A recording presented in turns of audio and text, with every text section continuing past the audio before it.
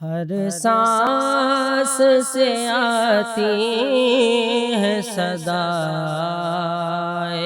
رمضان۔ بسم اللہ الرحمن الرحیم۔ مولاي صلی وسلم دائما ابدا علی حبیبک خیر الخلق کلہم محمد سید الکونین والثقلین والفریقین من عرب ومن عجم ان التیا ریح الصبا یوما الى ارض الحرم بلغ سلامی روضة فیہا النبی المحترم اللہم صلی علی سیدنا و مولانا محمد وعلی آلہ واصحابہ وبارک وسلم۔ السلام علیکم ناظرین، 9 نیوز HD کے لائیو اسٹوڈیو سے رمضان المبارک کی اسپیشل ٹرانسمیشن صدائے رمضان کے ساتھ آپ کی خدمت میں حاضر ہے آپ کا میزبان محمد لقمان رضا۔ ناظرین، آج 24 رمضان المبارک سحری کے یہ بابرکت لمحات۔ آج ہمارا موضوع ہے استاد کا مقام و مرتبہ اور حقوق و فرائض، یعنی معلم جو سکھانے والا ہے، جو تعلیم دینے والا ہے، اور خصوصاً اس حوالے سے اب مختلف شعبہ جات ہیں، سب سے بڑھ کر تو قرآن و سنت ہی کی تعلیم ہے، اور اسی تعلیم کے بارے میں احادیث مبارکہ میں ملتا ہے کہ سیکھنے والے سکھانے والے سب سے بہترین ہیں۔ تو اساتذہ جو ہیں، جو معلمین ہیں، جو قرآن و سنت کی تعلیم دینے والے ہیں، اور اسی کے ضمن میں دیگر علوم کے جو اساتذہ ہیں وہ بھی شامل ہوں گے کہ استاد ہی ہے، چاہے وہ کسی بھی شعبے سے ریلیٹڈ ہو، لیکن وہ علم نافع ہو، وہ انسانیت کی بہتری کے لیے ہو، وہ نقصان دہ علم نہ ہو، وہ کوئی برا علم نہ ہو۔ تو ان اساتذہ کا مقام و مرتبہ کیا ہے، ان معلمین کا مقام و مرتبہ کیا ہے، اور حقوق و فرائض کیا ہیں، اس پر آج گفتگو ہوگی۔ آج کے ہمارے یہ معاشرے کا جہاں دیگر المیے جنم لے رہے ہیں، ایک المیہ یہ بھی ہے کہ استاد کا جو مقام و مرتبہ تھا، آج طلباء جو ہیں، اسٹوڈنٹس جو ہیں، وہ اپنے استاد کے مقام و مرتبے سے واقف ہی نہیں ہیں، اور پھر اکثر دیکھنے میں آتا ہے خصوصاً عصری علوم جو ہیں ان کے پڑھنے والے اسٹوڈنٹس میں کہ وہ اساتذہ پر ہوٹنگز بھی کر رہے ہوتے ہیں، ان کو مختلف ناموں سے پکار رہے ہوتے ہیں، اور ایسا بھی معاملہ ہوا، ایسی ویڈیوز بھی ہم نے دیکھیں جو وائرل ہوئیں کہ اپنے ہی استاد کو راستے میں جاتے ہوئے جو اسٹوڈنٹس ہیں وہ زد و کوب کر رہے ہیں، مار رہے ہیں، گالیاں بک رہے ہیں۔ تو کیا استاد کا یہ مقام تھا کہ استاد کے ساتھ یہ سلوک کیا جاتا کہ جس نے کسی بھی قسم کا نافع علم جو ہے وہ سکھایا تو بدلے میں بجائے یہ کہ اس کو عزت دی جاتی اور ادب اور احترام کیا جاتا، آج یہ معاملہ ہو چکا کہ سر عام فحش گالیاں بکی جاتی ہیں، ہوٹنگ کی جاتی ہے، حتیٰ کہ زد و کوب کیا جاتا ہے۔ اس طرح کے معاملات پیش آئے ہیں۔ لیکن جب ہم دینی علوم کا خاص طور پر ذکر کرتے ہیں، یہ حقیقت ہے کہ چاہے حفظ القرآن کے کوئی استاد ہوں، درس نظامی کے استاد ہوں، تجوید کے استاد ہوں، دینی علوم کے حوالے سے طلبہ جو ہیں وہ اپنے استاذ گرامی کا، اساتذہ کا بہت ہی ادب کرتے ہیں، احترام کرتے ہیں، اور دل سے کرتے ہیں، صرف ظاہری طور پر نہیں، اور اس کی وجہ صرف اور صرف قرآن و سنت کے علوم کی برکت ہے۔ اسی موضوع پر تفصیل کے ساتھ گفتگو ہوگی۔ ہمارے ساتھ شریک گفتگو ہیں ہمارے معزز مہمان اسلامک اسکالر جناب علامہ محمد شاہد حسین ضیائی صاحب۔ ان کے ساتھ ثناخوانی کے لیے ہمارے مہمان ثناخوان جناب محمد حامد رضا قادری عطاری صاحب۔ میں آپ دونوں معزز مہمانوں کو اپنے اس پروگرام میں خوش آمدید کہتا ہوں۔ سب سے پہلے علامہ محمد شاہد حسین ضیائی صاحب، استاد جو ہے، معلم جو ہے، سکھانے والا جو ہے، اور اہل علم جو ہیں، علماء جو ہیں، ان کا مقام و مرتبہ قرآن و سنت کی روشنی میں اللہ سبحانہ وتعالی نے کیا علم والے کی عظمت اور شان بیان فرمائی ہے، اور پھر اللہ کے پیارے حبیب مکرم صلی اللہ علیہ وآلہ وسلم نے کیا شان بیان فرمائی ہے، اس پر کلام کر دیجیے۔ بسم اللہ الرحمن الرحیم۔ العلم نور، حدیث مبارکہ ہے کہ علم نور ہے، علم ہی روشنی ہے. علم ہی روشنی ہے، سبحان اللہ. اور یہ ایسی روشنی ہے کہ جو اسے حاصل کرتا ہے اس کا دل، دماغ، ذہن سب کچھ منور ہو جاتا ہے، قلب و باطن روشن منور ہو جاتا ہے. منور ہو جاتا ہے. جی اور دیکھیں کہ ہم دینی علوم کی طرف جاتے ہیں جی کہ مدارس میں دیکھیں کہ 24 گھنٹے پڑھائی کی جاتی ہے، جبکہ عصری علوم کو دیکھیں، سکول کو دیکھیں، کالج کو دیکھیں، ان کا ٹائم ٹیبل ہے. جی مدارس کا بھی ٹائم ٹیبل ہے، ٹھیک ہے. لیکن اس کا یہ ہے کہ وقفے کے ساتھ پورا دن رات تقریباً پڑھائی میں ہی ان کا گزرتا ہے، مشغول رہتے ہیں. پھر آ جاتے ہیں استاد کے مقام کی طرف. جی طلباء دیکھیں کہ کسی ٹائم کوئی بہانہ بنا کر کلاس سے آؤٹ بھی ہو جاتے ہیں، جی لیکن اساتذہ ہمہ وقت کلاس میں حاضر رہتے ہیں، کلاس کو اٹینڈ کرتے ہیں. جی استاد کی 24 گھنٹے یہی کوشش ہوتی ہے کہ وہ اپنے کلاس کو اٹینڈ کرے، اپنے جو اس کے طلباء ہیں ان کو کوئی اچھی بات بتا دے، ان کو کوئی ایسا لفظ سکھا دے جس سے اس کی دنیا بھی اچھی ہو جائے اور آخرت بھی اس کی سنور جائے. سبحان اللہ. اسی طرح اب آ جاتے ہیں سکول سسٹم کی طرف، کالج سسٹم کی طرف. وہاں پر جو اساتذہ ہوتے ہیں ان کا بھی یہی معمول ہوتا ہے کہ وہ کلاس اٹینڈ کرتے ہیں، لیکن وہاں پر دیکھنے میں زیادہ یہ آیا ہے کہ جو طلباء ہوتے ہیں وہ کلاس اٹینڈ نہیں کر رہے ہوتے، جس وجہ سے جو کالج کے ہو گئے، سکول کے اساتذہ ہو گئے، جی ان کا تھوڑا رجحان اس طرف ہو جاتا ہے کہ وہ بھی پھر بعد میں تھوڑا کلاس سے مایوس ہو کر یا تو سختی کرتے ہیں، جس وجہ سے پھر طلباء کا بھی رویہ جو ہوتا ہے وہ بدل جاتا ہے. جی پھر یا اس طرح ہوتا ہے کہ طلباء چھٹیاں کرنے لگ جاتے ہیں کہ استاد سخت ہو گیا ہے جی اب. جی لیکن مدارس کی طرف اگر دیکھا جائے تو استاد بے شک سختی بھی کرے، جی لیکن استاد کے ساتھ وہی نرمی سے پیش آتے ہیں. اس استاد کی عزت احترام پہلے سے بھی زیادہ کرتے ہیں کہ استاد نے ہمیں مارا تو ہمارے ہی بہتری کے لیے مارا ہے. اگر ہمارے ساتھ کوئی غصہ ہوئے ہیں تو ہمارے بہتری کے لیے، اچھائی کے لیے ہمارے ساتھ غصہ ہوئے. بالکل صحیح. یعنی یہ دینی علوم کی برکت ہے، حالانکہ ہونا تو یہ سبھی معاملات میں چاہیے. اسکول کالج یونیورسٹی کے اساتذہ وہ بھی اساتذہ ہی ہیں، بالکل ان کا بھی ادب احترام کیا جانا چاہیے. لیکن یہ ایک تھوڑا سا ڈیفرنس ہے اس حوالے سے. تو قرآن و سنت کے حوالے سے، کیونکہ معلم کائنات جو ہیں وہ میرے آپ کے ہم سب کے آقا مولا صلی اللہ علیہ وسلم، تو یہ تدریس جو ہے، معلم ہونا، یہ تو میں سمجھتا ہوں کہ سب سے بہترین، سب سے خوبصورت، پاکیزہ اور برکت والا پروفیشن ہے، شعبہ ہے. تو اس حوالے سے پھر اساتذہ کرام کا مقام و مرتبہ کیا ہے، معلمین کا، علم والوں کا مقام و مرتبہ کیا ہے؟ ایک دفعہ نبی اکرم صلی اللہ علیہ وآلہ وسلم مسجد نبوی میں حاضر ہوتے ہیں، تشریف لاتے ہیں جی. اور دیکھتے ہیں کہ دو گروہ ہیں، جی. دو حلقے ہیں.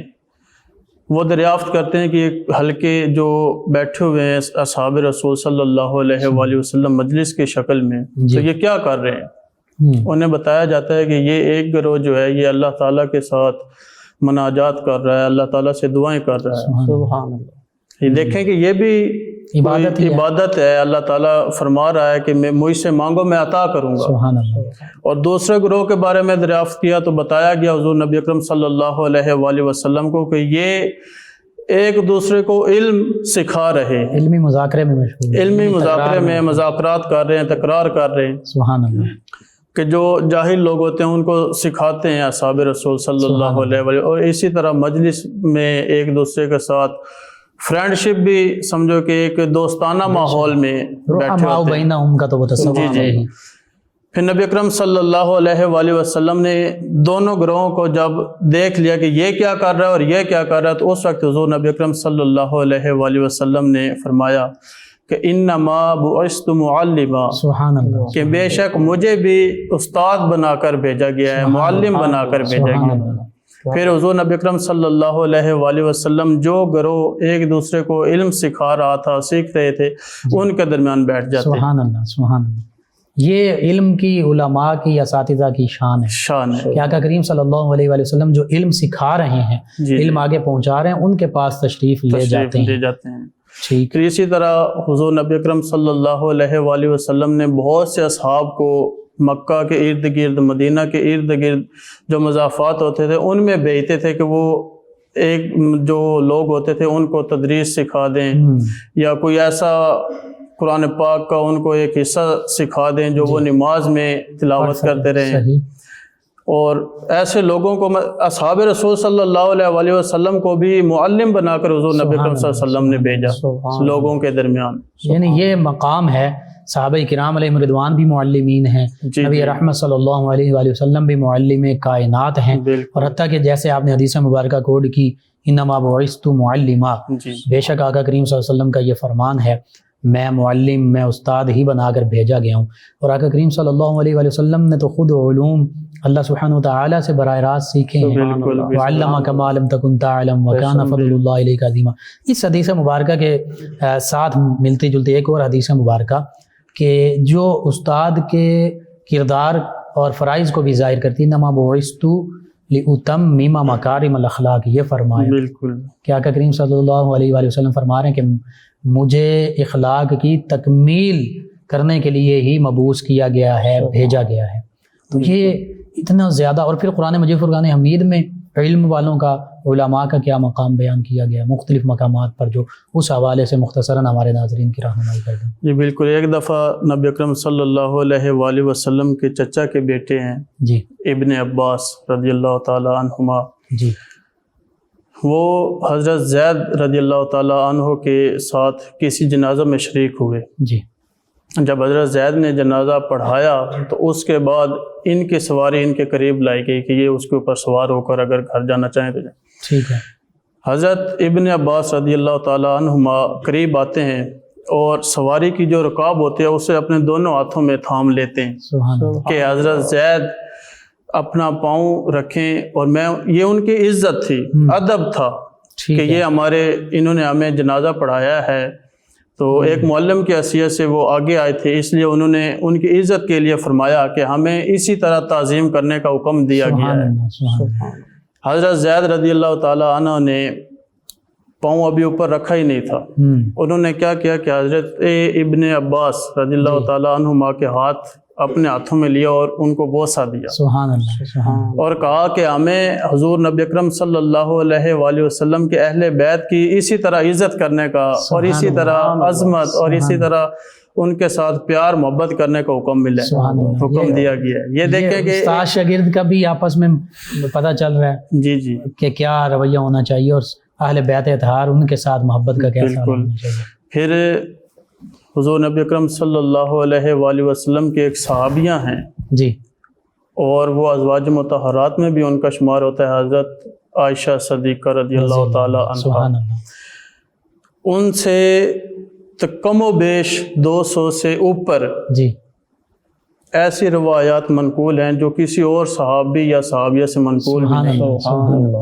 اور وہ ایسی مطلب کہ ان کے جو روایات ہیں ان میں زیادہ تر دینی جو مسائل ہیں وہ پیش کیے گئے. سبحان اللہ. عورتوں کے مسائل ہو گئے کیونکہ وہ صحابیہ تھیں، اور جو مطلب کہ صحابی ہوتے ہیں وہ اس طرح کے عورتوں کے مسائل کھل کر بیان نہیں کرتے تھے. ٹھیک ہے. وہ جو مسائل ہوتے تھے وہ پھر حضرت عائشہ صدیقہ رضی اللہ تعالیٰ عنہا کے پاس اصحاب رسول بھی بھیج دیتے تھے. حضرت خود حاضر ہوتے تھے، یعنی صحابہ اکرام علیہ رضوان شاگرد تھے، اور ام المؤمنین سیدہ عائشہ صدیقہ رضی اللہ عنہا معلمہ تھی. بالکل. اور اسی طرح حضرت عمر فاروق رضی اللہ تعالیٰ عنہ کو جو کوئی مسئلہ پیش آتا تھا وہ اپنی صاحبزادی کو بھیج دیتی تھی حضرت عائشہ صدیقہ کے پاس. سبحان اللہ. سبحان اللہ. کہ وہ ان سے وہ مسئلہ دریافت کر کے لاتی ہیں، ان سے وہ پوچھتی ہیں اور ڈسکس کر کے پھر اپنے والد محترم کو آ کے بتاتی کہ اس کا یہ مسئلہ ہے. یعنی نبی رحمت صلی اللہ علیہ وآلہ وسلم تو معلم انسانیت، معلم کائنات ہیں ہی. آپ کی زوجہ مطہرہ ہم مومنین کی ماں جو ہیں، انہوں نے بھی امت تک تعلیم جو ہے قرآن و سنت کی، اور پھر فقہی جو معاملات آقا کریم صلی اللہ علیہ وسلم سے خصوصاً خواتین کے حوالے سے اخذ کیے تھے، سنے تھے، پوچھے تھے، وہ پہنچائے ہیں. یعنی خاص طور پر اگر خواتین کی اساتذہ ہیں کہ اساتذہ کا ذکر کیا جائے اور خواتین کے حوالے سے علم کے اور علمی مسائل آگے پہنچانے کا ذکر کیا جائے تو سب سے پہلے ام المؤمنین سیدہ عائشہ صدیقہ رضی اللہ عنہا کا نام نامی اس میں گرامی آتا ہے. پھر اسی طرح ایک اور دیکھیں کہ نبی اکرم صلی اللہ علیہ وآلہ وسلم ہی خود ہر ایسے موقع پہ وہ تعلیم دیتے تھے کہ جہاں پہ انہیں لگتا تھا کہ تعلیم دینے کے لیے میں ہی آیا ہوں۔ جی دیکھیں کہ وہ غزوہ بدر کے جو قیدی تھے جی ان کو بھی حضور نبی اکرم صلی اللہ علیہ وآلہ وسلم نے اسی شرط پر رہا ہونے کے لیے کہا تھا کہ وہ علم سکھائیں گے 10 بچوں کو۔ سبحان اللہ سبحان اللہ۔ پھر ایک واقعہ ہے غالباً یہ حضرت ابن عباس کے بارے میں ہی منقول ہے جی کہ وہ حضرت عمر رضی اللہ تعالیٰ عنہ کے پاس بیٹھے ہوئے تھے، راوی ہیں حضرت ابن عباس، جی ان کے پاس ایک آدمی آتا ہے حضرت عمر فاروق رضی اللہ تعالیٰ عنہ کے پاس، جی اور آدمی آ کے کہتا ہے کہ میں اپنے گھر سے 2 سال باہر رہا ہوں، دور رہا ہوں، اور جب میں واپس آیا ہوں تو میری بیوی حاملہ تھی، جی ٹھیک میری بیوی حاملہ تھی، اور اس لیے میں آپ سے یہ مسئلہ دریافت کر رہا ہوں کہ اب کیا کرنا چاہیے۔ جی حضرت عمر فاروق رضی اللہ تعالیٰ عنہ فرماتے ہیں کہ اس عورت کو رجم کر دیا جائے، کیونکہ شادی شدہ کی یہی سزا ہوتی تھی، جی جو شادی شدہ زانی ہوتا ہے اس کی یہی کہ اسے رجم۔ حضرت عمر فاروق رضی اللہ عنہ نے فیصلہ یہ سنایا کہ اس عورت کو رجم کر دیا، جی لیکن حضرت ابن عباس قریب بیٹھے ہوئے تھے، حضرت علی المرتضیٰ بھی بیٹھے ہوئے تھے، تو حضرت عمر فاروق رضی اللہ تعالیٰ عنہ نے اصحاب سے مشورے کے طور پہ کہا کہ اس کے ساتھ کیا کرنا چاہیے۔ جی حضرت معاذ بھی بیٹھے ہوئے تھے، انہوں نے کہا کہ جو عورت کے پیٹ میں بچہ ہے اس کا تو کوئی جرم نہیں ہے، جی اس لیے آپ کچھ دن صبر کر لیں، جب بچہ پیدا ہوگا پھر اس عورت کے ساتھ جو معاملہ ہوگا وہ آپ فیصلہ فرما دیں۔ صحیح۔ حضرت عمر فاروق رضی اللہ تعالیٰ نے حضرت معاذ کے کہنے پہ اسی طرح کیا کہ اس عورت کو حمل جب تک اس وضع کا حمل تک کے لیے حمل تک فرمایا کہ اس وقت فیصلہ ہوگا۔ فیصلہ ہوگا۔ ٹھیک ہے جب بچہ پیدا ہوا کچھ دنوں کے بعد، جی تو وہ جو آدمی آیا تھا حضرت عمر فاروق کے بارگاہ میں کہ اس طرح میری عورت نے زنا کیا ہے یا جس طرح اس کے حامل ٹھہرا ہے، بدگمانی کی، اس نے بدگمانی کی، تو وہ آدمی اس نے آ کر حضرت عمر فاروق کو بتا دیا کہ بچہ پیدا ہو گیا ہے اور وہ بچہ میرا ہی ہے۔ اس کی بچے کی شکل و شبات اس طرح کی تھی کہ اس آدمی نے پہچان لیا کہ یہ بچہ میرا ہی ہے۔ ٹھیک ہے۔ اس وقت پھر حضرت عمر فاروق رضی اللہ تعالیٰ عنہ نے یہ فرمایا کہ اگر معاذ اور ابن عباس اور حضرت علی جیسے اصحاب میرے پاس نہ ہوتے جی تو شاید عمر ہلاک ہو جاتا۔ اللہ اکبر۔ یعنی یہ علم کی، علماء کی اور معلمین کی جو علم سکھانے والے ہیں ان کی اہمیت ہے، اہمیت ہے کہ دیکھیں کہ وہ اپنے اگر فیصلہ انہوں نے غلط بھی کیا تو وہ رجوع کر لیتے تھے۔ سبحان اللہ سبحان اللہ۔ یہ نہیں کہتے کہ بس یہ فیصلہ ہو گیا تو اٹل ہو گیا ہے، یا اس طرح کہ جس طرح آج کل ہمارے عدالتی نظام میں ہو رہا ہے، جی ایسا ہونا تو نہیں چاہیے تھا، لیکن بس کیا کہیں۔ لیکن حضرت عمر فاروق رضی اللہ تعالیٰ عنہ نے دیکھیں کہ اپنا فیصلہ کہہ دیا تھا کہ چلو جیسے اصحاب رسول نے مشورہ دیا ہے کہ بچہ پیدا ہو جائے گا اس کے بعد فیصلہ دیں گے، بالکل ٹھیک، انہوں نے اپنے فیصلے سے رجوع فرما لیا تھا، سبحان اللہ، کیونکہ انہوں نے پہلے فیصلہ دے دیا تھا کہ عورت کو رجم کر دیا، بالکل ٹھیک ہو گیا، بالکل پھر صحیح، انہوں نے رجوع فرما لیا۔ سبحان اللہ سبحان سبحان اللہ سبحان جی ناظرین، استاد کا مقام و مرتبہ اس حوالے سے نبی رحمت صلی اللہ علیہ وآلہ وسلم کے اسوہ کاملہ میں سے مثالیں اور گفتگو ہو رہی ہے۔ اسی طرح صحابہ کرام علیہم رضوان کا طرز عمل کہ کیسے صحابہ کرام علیہم رضوان علم کا پیکر ہونے کے باوجود اپنے علم، اپنے فتویٰ سے، اپنے فیصلہ سے رجوع کر لیا کرتے تھے، کسی قسم کی کوئی انا نہیں رکھا کرتے تھے۔ اس سے پتہ چلتا ہے کہ اصل جو اساتذہ کرام تھے ان کا یہ مقام و مرتبہ تھا کہ ان کے اندر تکبر نہیں ہوتا تھا، اور وہ علمی حوالے سے دوسرے لوگوں سے بھی استفادہ کیا کرتے تھے۔ وہ یہ نہیں سمجھتے تھے کہ ہم ہی عقل کل ہیں، بلکہ علم جس کا کوئی کنارہ نہیں ہے، ہمہ وقت ان کی یہی کوشش ہوتی تھی۔ صحابہ کرام کا جیسے ذکر ہوا کہ دوسرے صحابہ کرام سے بھی وہ علم حاصل کرنے میں آر نہیں سمجھا کرتے تھے، اور صحابہ کرام علیہ رضوان ام المؤمنین سیدہ عائشہ صدیقہ رضی اللہ عنہا سے علم حاصل کیا کرتے تھے۔ ان باتوں سے یہی پتہ چلتا ہے کہ علم کے لیے یہ نہیں دیکھنا چاہیے کہ کون ہے، ہاں علم اگر نافع ہے، قرآن و سنت کے حوالے سے علم ہے اور دیگر بھی علوم ہیں، تو جہاں سے بھی علم حاصل ملے وہاں سے حاصل کر لینا چاہیے۔ غالباً یہ بھی اقوال میں سیدنا علی المرتضیٰ کرم اللہ وجہ کریم کے قول مبارکہ میں سے ہے، اور آقا کریم صلی اللہ علیہ وسلم کی طرف بھی نسبت دی جاتی ہے، حدیث مبارکہ بھی اس کو کہا گیا کہ حکمت جو ہے، علم جو ہے، حکمت جو ہے مومن کی گمشدہ میراث ہے، جہاں سے ملے اسے پا لے۔ تو یوں علم، علماء، اساتذہ، ان کا بہت ہی بڑا مقام و مرتبہ ہے۔ اس حوالے سے گفتگو ہو رہی ہے آج یہ سحری کے بابرکت لمحات میں۔ ہمارے ساتھ ہمارے معزز مہمان ثنا خان جناب محمد حامد رضا قادری اتاری صاحب بھی موجود ہیں۔ نبی محتشم صلی اللہ علیہ وآلہ وبارک وسلم کی بارگاہ ناز میں گلہائے عقیدت پیش کریں گے۔ جی جناب علامہ محمد حامد رضا قادری اتاری صاحب۔ عرش کی عقل، عرش کی عقل دنگ ہے،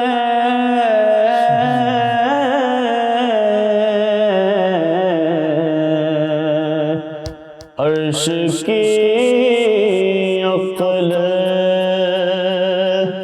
دنگ ہے،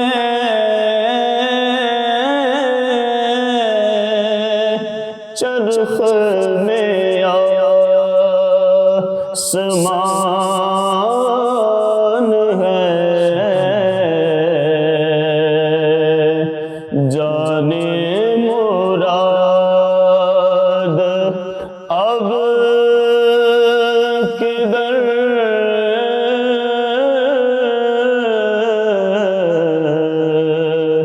جانے مراد اب کدھر، ہائے تیرا مکان ہے، عرش کی عقل وہ جو لاتے تو کچھ لاتا، وہ جو نہ ہو تو کچھ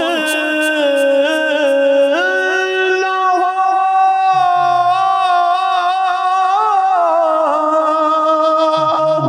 وہ جو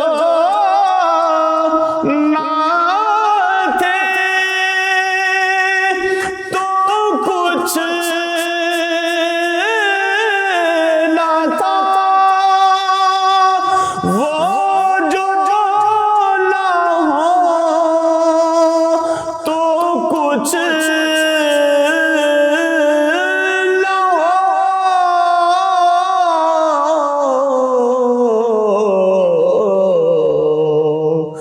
جان ہے وہ جہان کی،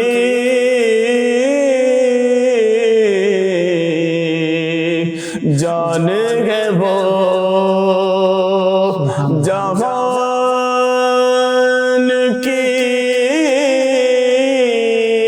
جان ہے تو جہان ہے، عرش کی عقل، عرش پہ تازہ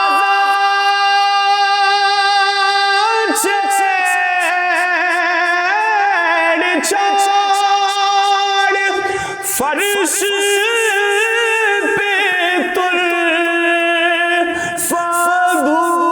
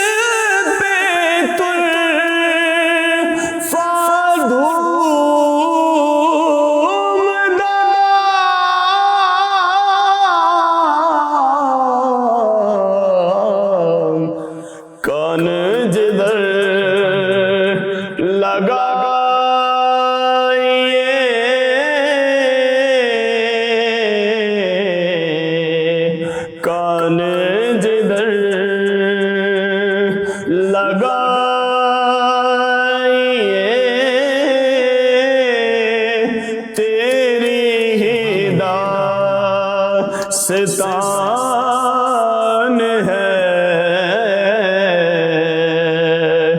عرش کی عقل خوف نہ رکھ رضا ذرا تو ہے اب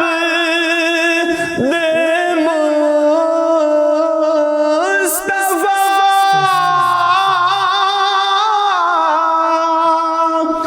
خوف نہ رکھ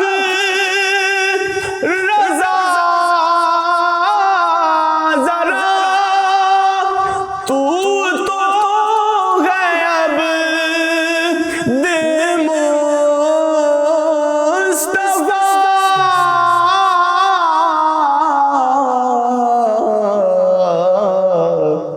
تیرے لیے امان ہے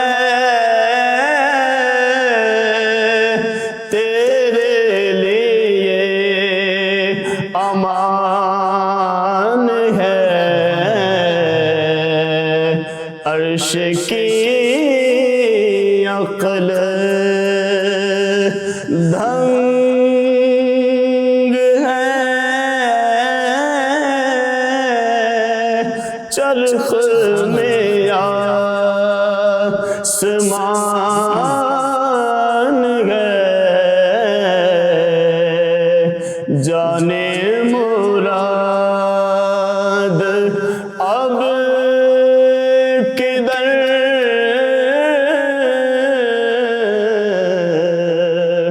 جانے مراد اب کدھر آئے تیرا مکان ہے۔ یہ ناظرین 9 نیوز HD کے لائیو اسٹوڈیو سے رمضان المبارک کی یہ اسپیشل ٹرانسمیشن آپ تک پہنچائی جا رہی ہے۔ 24 رمضان المبارک سحری کے یہ بابرکت لمحات استاد کا مقام و مرتبہ اور حقوق و فرائض اس پر گفتگو ہو رہی ہے۔ استاد کا، معلم کا، سکھانے والے کا، علم والے کا مقام و مرتبہ اللہ سبحانہ وتعالی نے قرآن مجید فرقان حمید میں بارہا ذکر فرمایا۔ کہیں فرمایا حل یستوی الذین یعلمون والذین لا یعلمون، کہ کیا جاننے والے، علم والے اور بے علم برابر ہو سکتے ہیں؟ یعنی یہ برابر نہیں ہو سکتے۔ کہیں ان کو رفع درجات کا ذکر فرمایا کہ اللہ سبحانہ وتعالی علم والوں کے درجات بلند فرما دیتا ہے، اور انہی سے علم حاصل کرنے کا، انہی سے ہر معاملہ پوچھنے کا حکم ارشاد فرمایا۔ کئی آیات بینات ہیں، اس حوالے سے بھی گفتگو ہوگی۔ پھر آقا کریم صلی اللہ علیہ وآلہ وسلم کے فرامین مبارکہ کہ علم کنہیں عطا کیا جاتا ہے، خیر اور بھلائی کا معاملہ کن کے ساتھ ہوتا ہے، وہ بھی یہی علماء کرام ہیں، یہی اساتذہ ہیں جن کے ساتھ اللہ سبحانہ وتعالی نے بھلائی کا معاملہ فرمایا ہے۔ اور چونکہ نبی رحمت صلی اللہ علیہ وآلہ وسلم کے اسوہ مبارکہ کا ذکر ہو رہا ہے، صحابہ کرام علیہم رضوان کے طرز عمل کا ذکر ہو رہا ہے، سیدنا علی المرتضیٰ کرم اللہ وجہ الکریم نے تو یہاں تک ارشاد فرما دیا کہ جس نے مجھے ایک حرف بھی پڑھایا وہ میرا استاد ہے۔ اب وہ چاہے مجھے اپنا غلام بنا لے، چاہے مجھے بیچ دے۔ یہ بہت بڑی بات ہے۔ اس میں استاد کا مقام و مرتبہ، ادب، احترام کا ذکر بھی مل رہا ہے، اس میں علم کی اہمیت کا بھی پتہ چل رہا ہے۔ پوری کتاب نہیں، پورا علم نہیں، ایک لفظ نہیں، ایک حرف فرمایا، ایک حرف بھی جس نے مجھے پڑھا دیا۔ سیدنا علی المرتضیٰ کرم اللہ وجہ الکریم فرما رہے ہیں کہ میرا آقا ہے، وہ میرا مالک ہے۔ وہ استاد تو ہے ہی، لیکن استاد سے بھی بڑھ کر مالک، جیسے کسی کو خرید لیا جائے۔ اب یوں سمجھیے سیدنا علی المرتضیٰ کرم اللہ وجہ الکریم فرما رہے ہیں کہ میں بک گیا ہوں، میرے استاد میرے مالک ہیں، وہ چاہیں تو اپنا غلام ہی بنائے رکھیں، جو مجھے حکم دیں گے۔ غلام جو ہوتا ہے وہ ہر حکم پورا کرتا ہے، ہر حکم بجا لاتا ہے، اور چاہیں تو مجھے بیچ دیں، بیچ کر منافع کما لیں، تو ہر حال میں سر تسلیم خم ہے۔ یہ استاد کا مقام و مرتبہ ہے، یہ علماء کا مقام و مرتبہ ہے، یہ علم سکھانے والوں کا مقام و مرتبہ ہے۔ صرف ایک حرف، کوئی عام حرف چاہے وہ ہو، تو پھر قرآن مجید فرقان حمید پڑھنے والوں کا مقام ہے، پڑھانے والوں کا مقام و مرتبہ کیا ہے، پھر علماء کا مقام و مرتبہ کیا ہے، پھر علوم سکھانے والوں کا مقام و مرتبہ کیا ہے. اس حوالے سے بھی میں چاہوں گا علامہ محمد شاہد حسین ضیائی صاحب تمام علوم سکھانے والے، خصوصاً قرآن مجید پڑھنے پڑھانے والے، یہ علوم سکھانے والے اساتذہ کرام معلمین، ان کا مقام و مرتبہ کیا ہے، اور پھر اس کے بعد صحابہ کرام علیہم رضوان کا طرز عمل، اسلاف کا جو طرز عمل ہے، اس حوالے سے بھی دیگر واقعات جو ہیں ان کا بھی ذکر کر دیجیے. بسم اللہ الرحمن الرحیم. حدیث مبارکہ ہے کہ حدیث قدسی ہے یہ جی کہ من یرید اللہ بہ خیرا یفقہہ فی الدین، ٹھیک، کہ اللہ رب العزت جس کے ساتھ نیکی کا بھلائی کا ارادہ فرماتا ہے اسے دین کی سمجھ بوجھ عطا فرماتا ہے. ہم فرمانے نبی صلی اللہ علیہ وآلہ وسلم ہے جی کہ اللہ تعالیٰ جس کے ساتھ اچھائی کا ارادہ فرماتا ہے، بھلائی کا ارادہ فرماتا ہے، اسے دین کی کسی اور دین کا علم عطا فرماتا ہے. کسی اور مذہب کا یا کسی اور چیز کا نام یہاں پر ذکر نہیں فرمایا، جی. دین کا ذکر فرمایا سبحان اللہ. کہ دین کی سمجھ بوجھ. جی اسی طرح دیکھیں کہ امام اعظم ابو حنیفہ رضی اللہ تعالیٰ عنہ وہ فرماتے ہیں کہ 80 ہجری میں میری پیدائش ہے. جی ان کی پیدائش 80 ہجری میں، اور وہ 96 ہجری میں یعنی 16 سال کی عمر میں اپنے والد کے ساتھ عمرہ کرنے کے لیے تشریف لے جاتے ہیں. جی اور جب وہ مکہ مکرمہ میں پہنچتے ہیں تو دیکھتے ہیں کہ وہاں پر بھی ایک محفل سجی ہوئی ہے، ٹھیک ہے، علمی مجلس. وہ اپنے والد سے دریافت کرتے ہیں کہ اے ابا جان یہ مجلس کیا کر رہے ہیں، مجلس میں جو لوگ بیٹھے ہوئے ہیں یہ کون ہیں اور کیا کر رہے ہیں. تو اس وقت حضرت جو ان کے حضرت امام اعظم ابو حنیفہ کے والد ہوتے ہیں، وہ ثابت بالکل، وہ کہتے ہیں کہ یہ عبداللہ بن حارث رضی اللہ تعالیٰ عنہما کا یہ حلقہ ہے، وہ اپنے جو ان کے صحابی رسول ہیں، اور وہ اپنے جو ان کے پاس بیٹھے ہوتے ہیں اسٹوڈنٹ ہو گئے، ان کے شاگرد، وہ ان کو علم سکھاتے ہیں. سبحان اللہ. اور احادیث مبارکہ کا بھی علم دیا جا رہا ہے. یہ احادیث مبارکہ کا وہ جو امام اعظم ہوتے ہیں وہ زیارت کے شوق سے بڑھتے ہیں کہ صحابی رسول ہیں، چلو میں ان کی زیارت کر لوں. تو آگے جاتے ہیں تو وہ کہتے ہیں کہ جو حضرت عبداللہ بن حارث رضی اللہ تعالیٰ عنہما فرما رہے تھے وہ یہ تھا کہ نبی اکرم صلی اللہ علیہ وآلہ وسلم سے انہوں نے سنا تھا جی کہ جو فقہ کی تعلیم حاصل کرتا ہے اس کو اللہ تعالیٰ اس کے جتنے بھی مہمات ہوتے ہیں، اس کی پریشانیاں ہوتی ہیں، تکالیف ہوتی ہیں، ان کو دور فرما دیتا ہے. سبحان اللہ. سبحان اللہ. اور اس بندے کو ایسی جگہ سے رزق عطا کیا جاتا ہے جو اس کے ذہن میں بھی نہیں ہوتا، گمان میں بھی نہیں ہوتا. سبحان اللہ.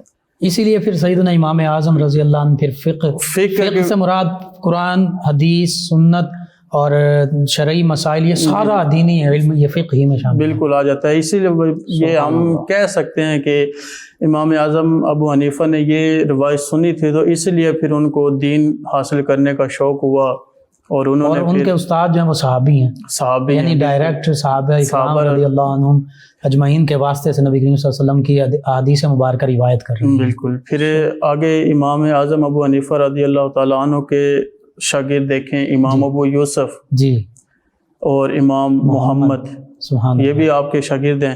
اچھا دیکھیں کہ تعلیم حاصل کرنا بہت بڑا کام ہے، بہت اس کا اجر و ثواب بھی ہے، مقام بھی ہے، استاد کا، شاگرد کا، ان کا بہت مقام ہے. جی.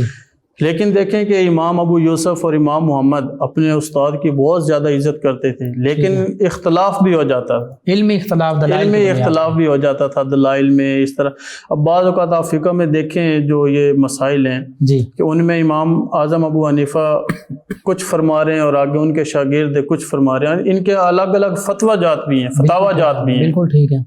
اور یہ پورا ایک مذاکرہ ہوا مجلس ہوتی تھی، اور گھنٹوں بلکہ کئی دنوں تک ایک مسئلے پر بحث ہوتی تھی، اور پھر جس پر اتفاق رائے ہوتا قرآن و سنت کے مطابق اس کو پھر آگے تدوین اس کی ہوتی، اس فقہ کے مسئلے کو اس پر یعنی اجماع کر لیا جاتا، اس پہ متفق ہو جاتے.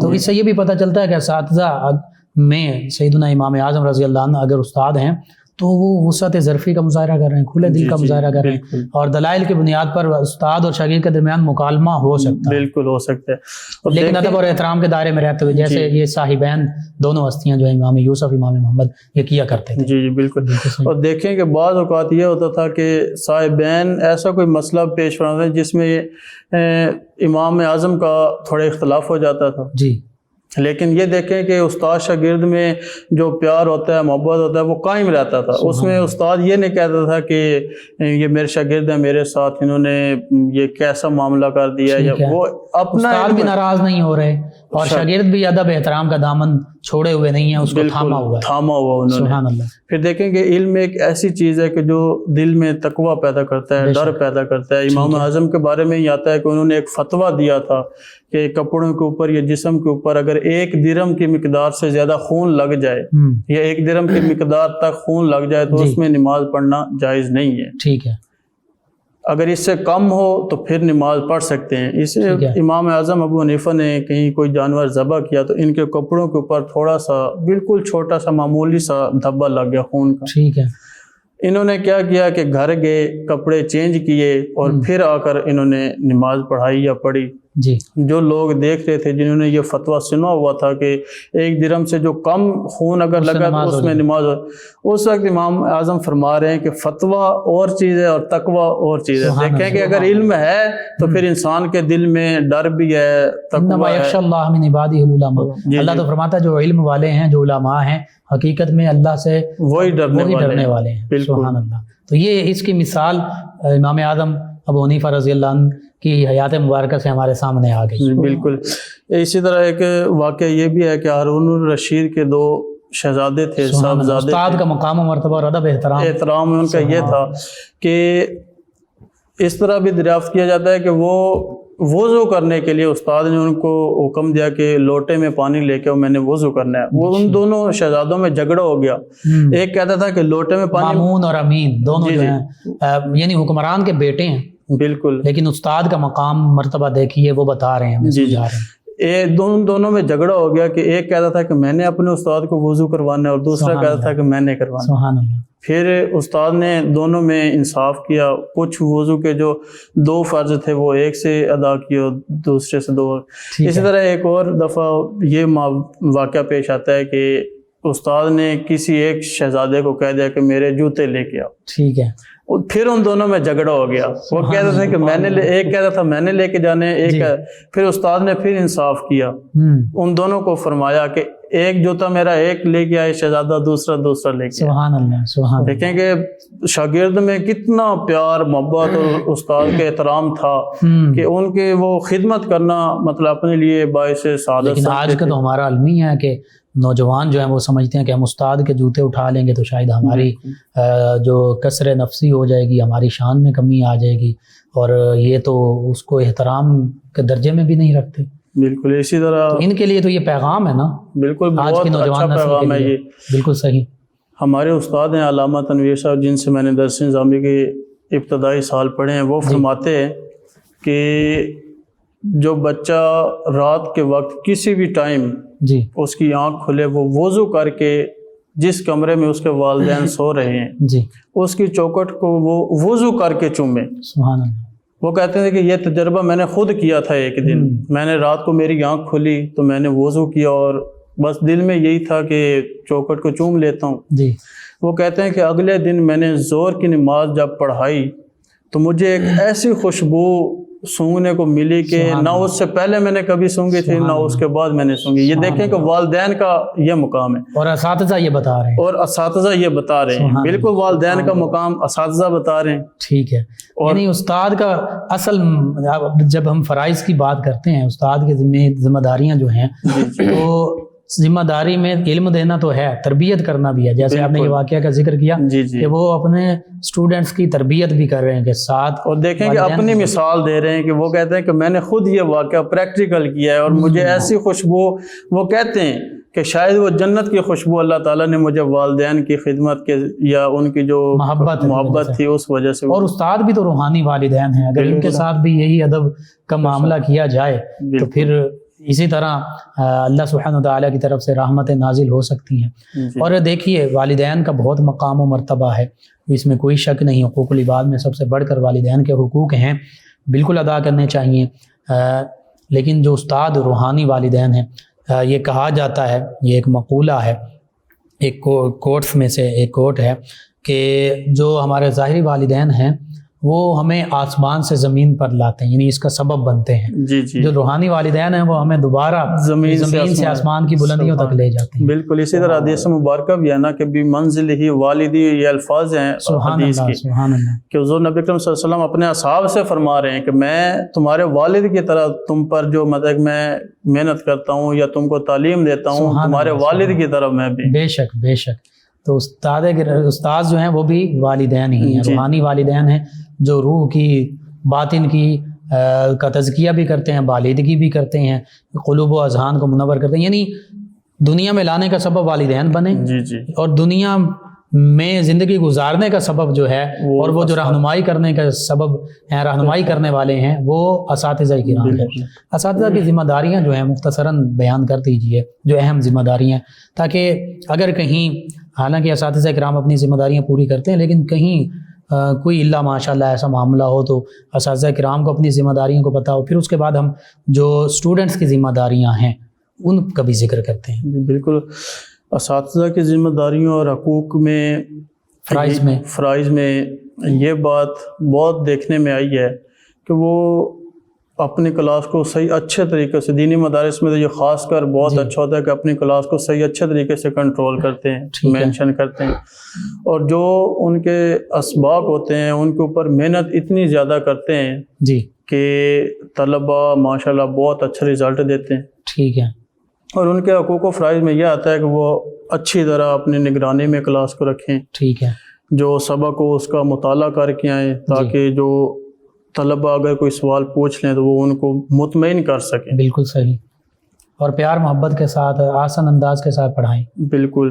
اور غالباً کسی یہ استاد کا ہی قول ہوگا کہ اگر استاد مطالعہ کر کے نہیں آتا تو وہ اپنے شاگردوں کو بالکل صاف صاف سیدھی بات بتا دے کہ بیٹو آج میں نے مطالعہ نہیں کیا ہوا، آج ہم نے کچھ نہیں پڑھنا. اگر آپ نے جو سابقہ اسباق ہیں ان میں سے کوئی چیز پوچھنی ہے جو آپ کو نہیں آ رہی یا مشکل لگ رہی ہے تو وہ آج اس کے اوپر ڈسکس کرتے ہیں. بے شک.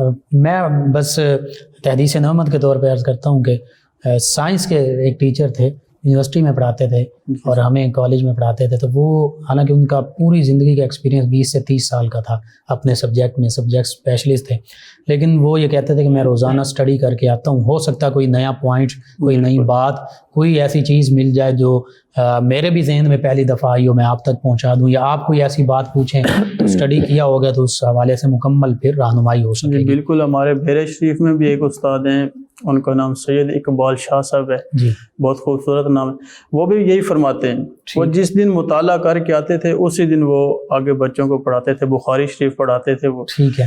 تو جس دن ان کا مطالعہ نہیں ہوتا تھا وہ کہتے درود شریف کی انہوں نے فضیلت بیان کرنی یا اس طرح کے مطلب تربیت کرتے تھے. ٹائم پھر بھی ضائع نہیں کرتے. بالکل صحیح. طلبہ کی ذمہ داریاں کیا مختصراً اس پر ذکر کریں؟ طلبہ کی ذمہ داریوں میں یہ آتا ہے کہ اپنے اساتذہ کی عزت و احترام دل و جان سے کریں. ٹھیک ہے. جو وہ اسباق دیتے ہیں ان کو اچھی محنت کے ساتھ یاد کریں. جی. اور جو بات دیکھنے میں آئی ہے وہ یہ کہ آج کل کے طلباء جو ہیں وہ اپنے استاد جو ان کو واعظ و نصیحت کر رہے ہیں وہ کوئی اچھے سنجیدہ نہیں رہتے ہیں کلاس میں. ان کو کہیں کوئی چھیڑ چھاڑ کر رہا ہے، کوئی اپنا کام لکھ رہا ہے، کوئی حالانکہ چاہیے یہ تھا کہ استاد جو واعظ و نصیحت کر رہا ہے وہ طلبہ ہم وقت مطلب صحیح اس کی طرف دھیان توجہ کے ساتھ اس کی بات سنیں تاکہ استاد کو اپنی بات ریپیٹ کرنے کی ضرورت نہ ہو.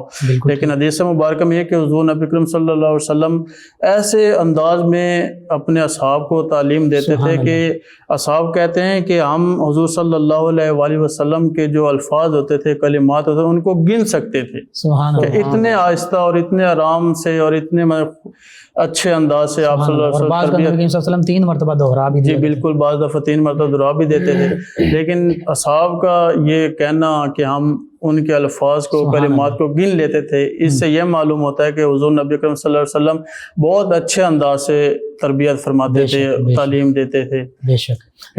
آخر میں پیغام کیا ہمارے نوجوان نسل کے لیے، چاہے وہ اسکول کالج یونیورسٹی کے اسٹوڈنٹس ہیں، وہ مدارس کے اسٹوڈنٹس ہیں، ان کے لیے استاد کے مقام و مرتبہ، ادب احترام کے حوالے سے کیا کہنا چاہیں گے آپ؟ بالکل یہ ہے کہ آخر میں ہم جو ابھی طالب علم ہیں، جو ہمارے ہم مشن مکتب، ہم مشن اور مکتب جی ہیں، ہم ان سے یہی گزارش کریں گے، عرض کرتے ہیں کہ استاد اگر کوئی سختی میں بات کر بھی لیتا ہے تو صبر کرے۔ بالکل ٹھیک، اسی صبر میں ہمارے لیے بہت بڑا اجر بھی ہے۔ سبحان اللہ۔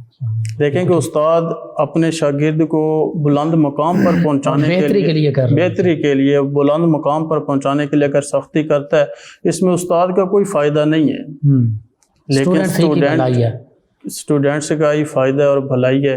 لیکن ہم پیغام اہم یہ ہے کہ جو اسٹوڈنٹس ہوتے ہیں وہ اپنے استاد کی عزت کریں، احترام کریں، کیونکہ آج کل المیہ ہمارا یہی ہے، اور دیکھنے میں بھی بہت دفعہ آیا ہے کہ استاد تھوڑی سی چھوٹی سی بھی کوئی بات کہہ دے غصے میں تو آگے سے طلباء کا رویہ ہی چینج ہو جاتا ہے، ریاکشن دیتے ہیں یا بدتمیزی۔ اور والدین کے لیے بھی یہ ہے کہ وہ اگر اپنے بچوں کو استاد کے پاس بھیجتے ہیں تو پھر استاد کی بھی بات، ان کی بھی عزت کریں۔ بالکل ٹھیک، یہ نہیں کہ اپنے بچوں کو ہی دیکھیں کہ ہمارے بچے پہ سختی ہو گئی ہے یا کیوں ہوئی ہے یا اس طرح کی بات، اس طرح کا معاملہ اگر پیش آتا بھی ہے تو بچوں کو چاہیے اور والدین کو بھی چاہیے کہ وہ اپنے بچوں کو اپنے اساتذہ کی عزت، احترام، ان کو ادب کرنا سکھایا جائے، نہ کہ والدین بچوں کے ساتھ مل کر استاد کی انسلٹ کر دیں۔ یہ بالکل صحیح بات ہے، بالکل صحیح بات ہے۔ لیکن آج تو ہم دیکھتے ہیں کہ خصوصاً جو عصری علوم ہے ان میں وہ کہتے ہیں جی مار نہیں پیار۔ کرونا کے لیے تو مار رہے ہیں، اور مارکیٹس میں اور آگے وہاں پہ مار ہے، دیگر معاملات میں بہت زیادہ سختی ہے، اور بہت بڑا المیہ یہ بھی کہ ہمارے ناموس رسالت اور ختم نبوت کے معاملے کے لیے تو سیدھی گولیاں بھی چلائی جا رہی ہیں، سارا کچھ ہو رہا ہے، لیکن جہاں تربیت کی ضرورت تھی وہاں کہتے ہیں نہیں مار نہیں پیار۔ یہ عجب معاملہ ہے۔ ناظرین، جو آج کی ہماری گفتگو ہوئی اس میں نبی رحمت صلی اللہ علیہ وآلہ وسلم کے اسوہ مبارکہ کو، صحابہ کرام علیہم رضوان کے جو خوبصورت اعمال مبارکہ ہیں ان کا ذکر ہوا، اسلاف کا ذکر ہوا، اساتذہ کے ادب و احترام کا ذکر ہوا۔ حقیقت یہی ہے کہ اساتذہ کرام جو ہیں وہ طلباء، اسٹوڈنٹس جو ہیں انہی کے بہتری کے لیے کچھ تھوڑی سی سختی کرتے ہیں، وہ بھی ضروری ہے۔ دوسری جانب ہم یہ نہیں کہہ رہے کہ بالکل مار والا وہ معاملہ ہونا چاہیے، لیکن اگر تنبیہاً تھوڑا بہت سختی ہوتی ہے تو اس کو برداشت کیا جانا چاہیے۔ سختی جو ہوتی ہے، والد بھی سخت ہوتے ہیں، والد کی سختی جو ہے وہ سورج کی تپش کی مانند ہوتی ہے، بظاہر گرم محسوس ہوتی ہے لیکن وہ فصل پکانے کے لیے ہوتی ہے۔ ہم جو کچھ ہم کھاتے پیتے ہیں، سبزیاں، فروٹ، وہ سورج کی تپش ہوتی ہے تو وہ پکتی ہیں، وہ ہمارے تک پہنچتی ہیں۔ تو یوں ہی وہ بھی والدین ہیں، روحانی والدین ہیں، اساتذہ کرام، ان کی سختی کی مثال بھی یہی ہے، وہ انسان کی بہتری بھلائی کے لیے ہوتی ہے، زندگی کی دیگر سختیوں سے بچانے کے لیے ہوتی ہے۔ اللہ سبحانہ وتعالیٰ سے دعا، اللہ تعالیٰ یہ معروضات جو ہم نے پیش کی ان پر عمل پیرا ہونے کی توفیق عطا فرمائے، آمین۔ آخر میں جناب علامہ محمد شاہد حسین ضیائی صاحب سحری کے ان بابرکت لمحات میں دعا فرما دیجیے۔ بسم اللہ الرحمن الرحیم، اللہم صلی علی سیدنا مولانا محمد وعلی آلہ واصحابہ اجمعین۔ ربنا آتنا فی الدنیا حسنۃ وفی الآخرۃ حسنۃ وقنا عذاب النار۔ ربنا تقبل منا انک انت السمیع العلیم وتب علینا انک انت التواب الرحیم۔ سبحان ربک رب العزۃ عما یصفون وسلام علی المرسلین والحمد للہ رب العالمین برحمتک یا ارحم الراحمین۔ جی ناظرین، 9 نیوز HD کے لائیو اسٹوڈیو سے رمضان المبارک کی یہ اسپیشل ٹرانسمیشن صدائے رمضان آپ تک پہنچائی جا رہی تھی۔ آج 24 رمضان المبارک سحری کا یہ بابرکت پروگرام اختتام پذیر ہوتا ہے۔ اپنے میزبان محمد لقمان رضا، ہمارے معزز مہمان اور ہماری ٹیم کو اجازت دیجیے۔ اللہ نگہبان۔ آخر میں جناب علامہ محمد حامد رضا قادری اتاری صاحب نبی رحمت صلی اللہ علیہ وآلہ وسلم کی بارگاہ اقدس میں گلہائے عقیدت پیش کریں گے۔ جی جناب علامہ محمد حامد رضا قادری اتاری صاحب۔ سامنے ہو اگر رخ خیر البشر، سامنے ہو اگر رخ خیر البشر، پھر عبادت کا کتنا مزہ آئے گا، دل کی ہے آرزو، دل کی ہے آرزو، وہ جو ہوں سامنے، پھر تلاوت کا کتنا مزہ آئے گا، سامنے ہو اگر مجھ کو ایسے ہی بیمار رہنے دو تم، نہ دوا چاہیے نہ شفا چاہیے، مجھ کو ایسے ہی بیمار رہنے دو تم، نہ دوا چاہیے نہ شفا چاہیے، میری لے خبر آئے آقا اگر، میری لے خبر آئے آقا اگر، پھر عیادت کا کتنا مزہ آئے گا، سامنے ہو اگر سر پہ صدیق آنکھوں میں عثمان ہو، دھڑکنوں میں عمر جان ہو علی، سر پہ صدیق آنکھوں میں عثمان ہو، دھڑکنوں میں عمر جان ہو علی، یہ سبھی معتبر گر ہوں ہم سفر، یہ سبھی معتبر گر ہوں ہم سفر،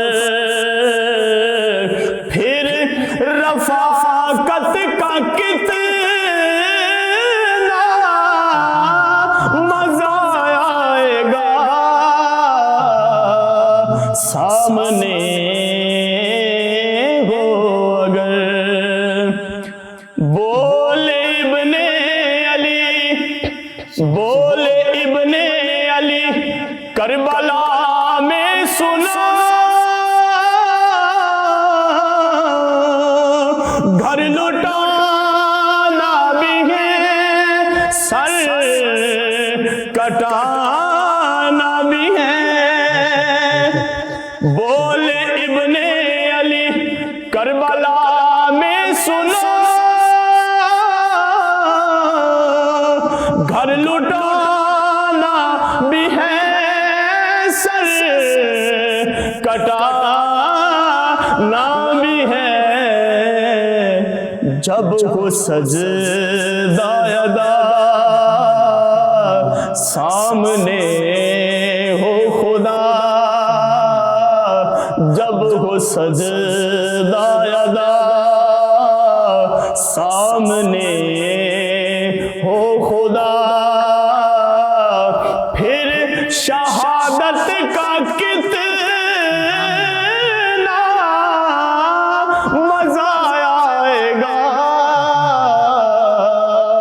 سامنے ہو اگر سامنے ہو اگر رخ خیر البشر پھر عبادت کا کتنا مزہ آئے گا دل کی ہے آرزو وہ جو ہو سامنے پھر تلاوت کا کتنا مزہ آئے گا. جزاک اللہ ماشاءاللہ. ہر سانس سے آتی ہے صدا